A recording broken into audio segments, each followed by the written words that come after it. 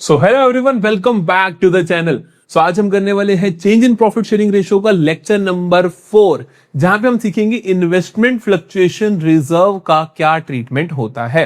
अगर आप नए हो चैनल पे तो चैनल को सब्सक्राइब जरूर कर लेना, क्योंकि मैं आपको पूरे का पूरा course accountancy, economics and business studies का इसी चैनल पे हम आपके लिए प्रोवाइड कर रहे हैं।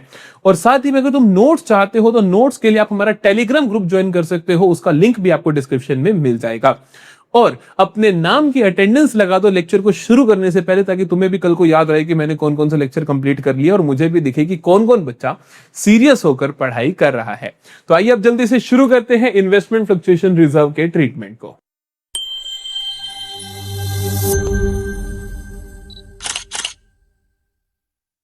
देखो, इन्वेस्टमेंट फ्लक्चुएशन रिजर्व का जो ट्रीटमेंट है ना, काफी बच्चों को बहुत डिफिकल्ट लगता है, लेकिन आपको गारंटी देता हूं वो भी कुछ टाइम के बाद आपको वो अच्छे से समझ आ जाएगा। नाम से मतलब समझते हैं पहले तो। इन्वेस्टमेंट फ्लक्चुएशन रिजर्व, इन्वेस्टमेंट का मतलब होता है जो पैसा तुमने इन्वेस्ट कर रखा है, कि आपने कोई गोल्ड खरीद रखा है या किसी स्टॉक खरीद रखे हैं, कहीं भी आपने पैसा इन्वेस्ट कर रखा है। फ्लक्चुएशन का मतलब होता है ऊपर नीचे, कि उसकी वैल्यू कम ज्यादा हो जाए। रिजर्व होता है कि उससे बचने के लिए आपने रिजर्व बना रखा है, कि मैं कहीं मान लो मैंने 2 लाख रुपए इन्वेस्ट कर रखे हैं कहीं पे, ठीक है, 2 लाख का मैंने इन्वेस्टमेंट कर रखा है। अब मुझे डाउट है कि इसकी वैल्यू बढ़ भी सकती है, कम भी हो सकती है, और मैं ये सोचूं कि 2 लाख तो मेरे पास है, पर मैं 2 लाख रुपए का कुछ सामान खरीदा हूं, बाइक खरीद ली मैंने, ठीक है, और सोचा कि इन्वेस्टमेंट बेच के खरीद अपना पैसे दे दूंगा। हो सकता है इसकी वैल्यू फ्लक्चुएट हो जाए, हो सकता है ना कि इसकी वैल्यू कम ज्यादा हो जाए, तो भैया वो बाइक के पैसे कैसे पे करूंगा? तो इसीलिए हम इस इन्वेस्टमेंट के लिए एक रिजर्व भी बना के रखते हैं कि 2 लाख की इन्वेस्टमेंट है, चल इसके लिए ना मैं 20,000 का एक रिजर्व अलग भी रख लेता हूं, कि हो सकता है इसकी वैल्यू कम ज्यादा हो तो उसको मैं कंपनसेट कर सकूं। तो मैं 2 लाख की इन्वेस्टमेंट के लिए 20,000 का रिजर्व बना के रखता हूं, कि हाँ अब मैं बाजार में 2 लाख का सामान खरीद लूंगा, कि क्या पता होगा, मान लो 10,000 कम भी होगी वैल्यू, तो इस रिजर्व में से निकाल लो, इस गुल्लक में से निकाल लूंगा। तो इन्वेस्टमेंट्स की वैल्यूज को फ्लक्चुएशन होने पे हम रिजर्व का यूज करते हैं, और वो जो रिजर्व बनाते हैं उस पर्टिकुलर पर्पस के लिए हम क्या बोलते हैं? इन्वेस्टमेंट फ्लक्चुएशन रिजर्व बोलते हैं। समझ में आया मतलब कि इन्वेस्टमेंट फ्लक्चुएशन रिजर्व होता क्या है? इन्वेस्टमेंट फ्लक्चुएशन रिजर्व की फिर से नेचर क्या होती है? आप देखो इसकी नेचर क्या होती है, ये कहां दिखता है? ये फिर से मालिकों का पार्ट है, मालिकों का हिस्सा है। रिजर्व बनते हैं प्रॉफिट्स में से, और प्रॉफिट होते हैं मालिकों के। तो अगर प्रॉफिट्स में से निकाल के रिजर्व बनाया गया तो वो भी मालिकों का ही है। मालिकों का पैसा दिखता कहां पर है? लायबिलिटी साइड में हमें देखने को मिलता है। तो ये आपको कहां मिलेगा? Liability side of balance sheet में आपको ये देखने को मिलेगा। That is investment fluctuation reserve. अच्छा, फिर इसका ट्रीटमेंट क्या होता है? मास्टर एंट्री सीखते हैं, उसके लिए हमने मास्टर एंट्री सीखते हैं हम। तो मास्टर एंट्री क्या होगी इसकी? तो देखो, मास्टर एंट्री अगर मैं इन्वेस्टमेंट फ्लक्चुएशन रिजर्व की बात करूं तो मैं कहूंगा कि इस रिजर्व में से जितना पैसा इन्वेस्टमेंट को जरूरत है, कि फॉर एग्जाम्पल मेरे पास जो रिजर्व है वो 20,000 का है, और मेरी जो इन्वेस्टमेंट है वो 2 लाख की है। ध्यान से सुनना प्लीज, ठीक है? ये मेरी बुक्स में दिख रही है, मतलब मेरी बुक्स में मेरी इन्वेस्टमेंट 2 लाख की दिख रही है, और मैंने उसके लिए एक रिजर्व बना रखा है 20,000 का। अब मुझे पता चलता है कि 2 लाख की जो इन्वेस्टमेंट है, इसका मार्केट में जो दाम है वो सिर्फ और सिर्फ 1,90,000 है। समझे मेरी बात? तो मेरी वैल्यू जो इन्वेस्टमेंट की है वो क्या हो गई? कम हो गई। कितनी कम हो गई? 10,000 हो गई। ये 10,000 कहां से आएंगे? इस गुल्लक को तोड़ लेंगे, इस गुल्लक को तोड़ेंगे, 20,000 निकलेंगे, जिसमें 10,000 इन्वेस्टमेंट में डाल देंगे और बाकी जो बचा मालिकों में बांट देंगे। समझ में आई बात? तो बेसिकली मास्टर एंट्री क्या होती है कि इन्वेस्टमेंट फ्लक्चुएशन रिजर्व को खत्म करना है। खत्म करोगे तो डेबिट करोगे, इन्वेस्टमेंट फ्लक्चुएशन रिजर्व को डेबिट करोगे। ये जैसे WCR डेबिट हुआ था, ऐसे ये भी डेबिट तो होना ही है, ठीक है? पैसा जाएगा कहां भैया?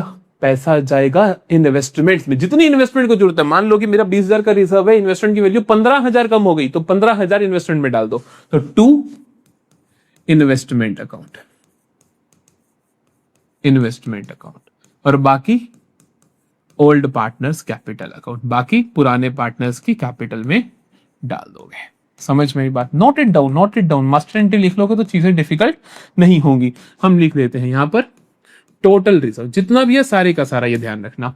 इन्वेस्टमेंट में कितना जाएगा? जितना रिडक्शन इन वैल्यू है, जितना reduction in value of asset है। और ओल्ड पार्टनर्स में रिमेनिंग अमाउंट, जो भी रिमेनिंग अमाउंट होगा वो बढ़ जाएगा, ठीक है?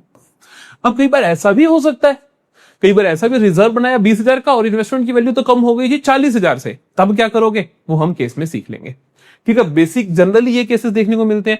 लेकिन केसेस ऐसा भी तो हो सकता है ना बच्चा कि भैया 2 लाख की इन्वेस्टमेंट थी, 20,000 का रिजर्व था और इन्वेस्टमेंट की नई वैल्यू सिर्फ और सिर्फ 1.5 लाख है। अब क्या करोगे, ये रिजर्व तो पूर्ति नहीं कर पाएगा, तब क्या करोगे वो हम आगे क्लास में सीखेंगे। चलो पूरे का पूरे सारे केसेस अब अच्छे से सीख लेते हैं। देखो पहला केस करते हैं। यहां पर इन्वेस्टमेंट फ्लक्चुएशन रिजर्व आपको दे रखा है लायबिलिटी साइड में कितना, 40,000 का। इन्वेस्टमेंट आपको एसेट साइड में दे रखी है कितने की, 2 लाख की। ठीक है, केस नंबर 1 को रीड करते हैं। उससे पहले पढ़ लेते हैं। A and B were sharing profits equally, equal बांट रहे थे।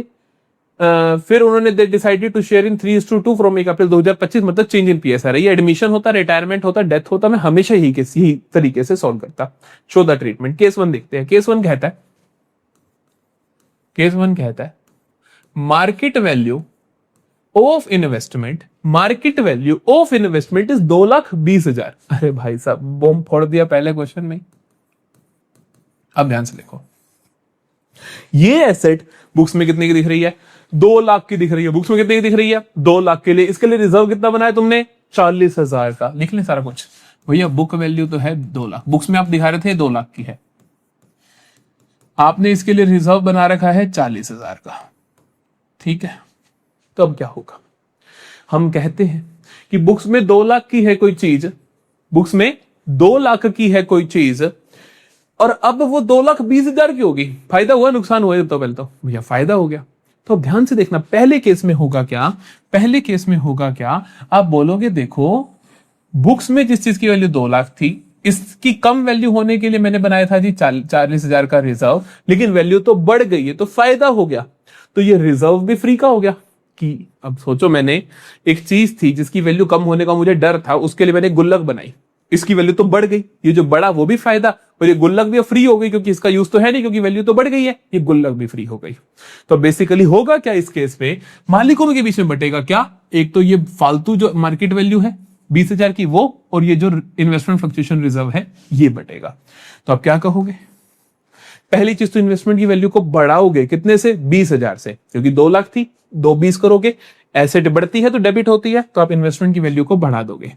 आप लिखोगे इन्वेस्टमेंट्स अकाउंट डेबिट 20,000 से बढ़ा दोगे।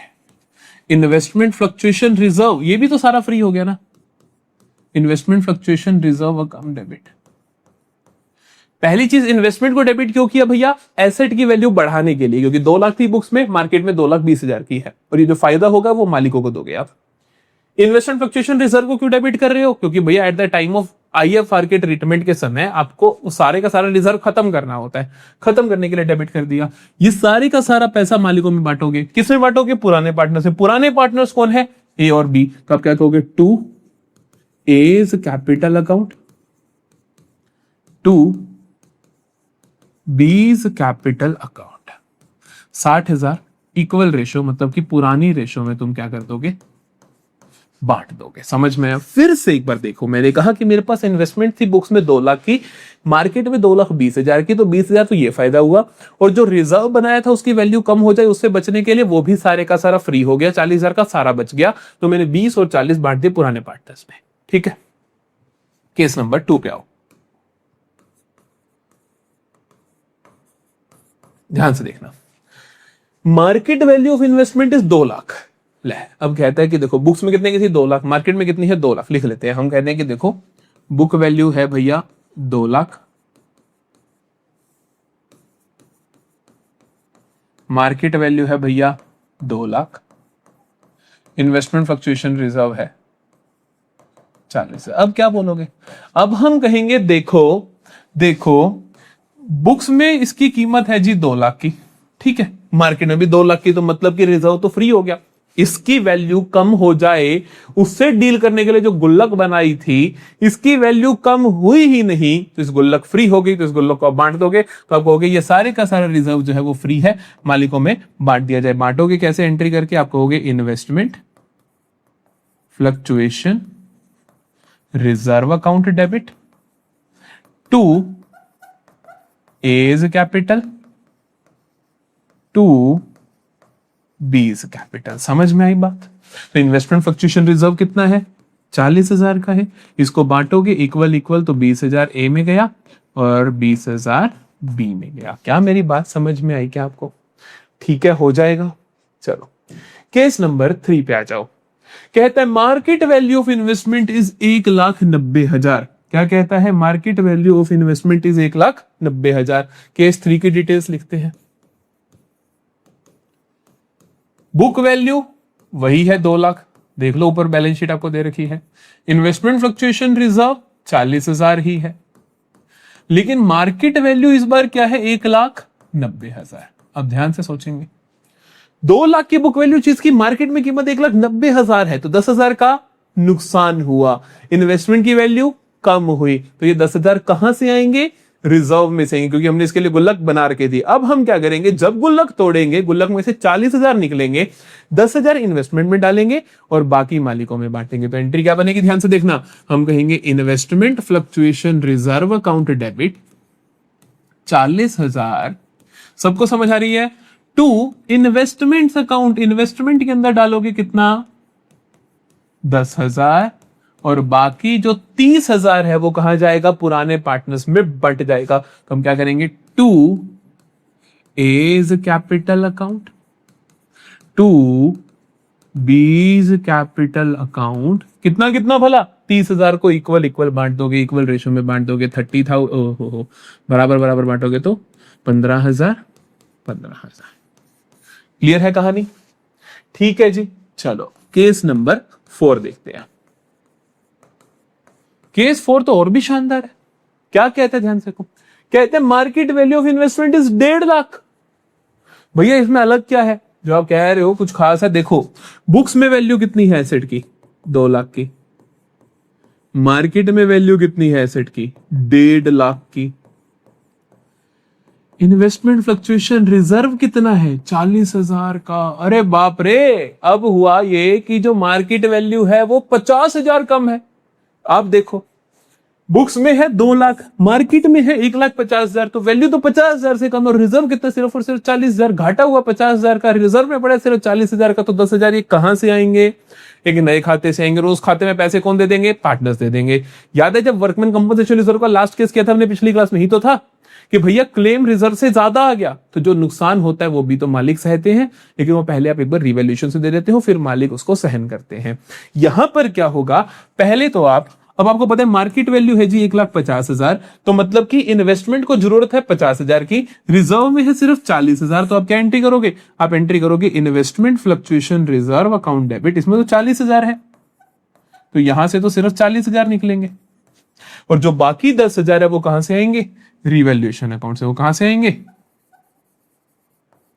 रिवैल्यूएशन अकाउंट से आएंगे।